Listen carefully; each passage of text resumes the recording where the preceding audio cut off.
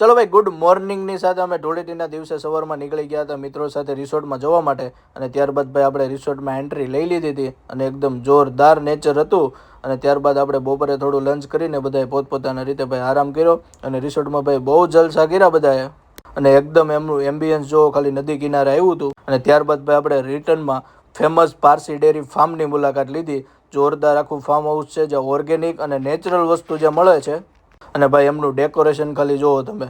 અને જૂના જમાનાની ઘોડા ગાડી ને એવું બધું તમને ત્યાં જોવા મળવાનું છે. અને ભાઈ પરિવાર સાથે જરૂર એકવાર મુલાકાત લેવા જેવું ફાર્મ હાઉસ છે. અને ભાઈ ત્યાંની નેચરલ વસ્તુમાંથી બનતું ઓર્ગેનિક સ્વીટ ને એવું બધું ત્યાં મળી જવાનું છે.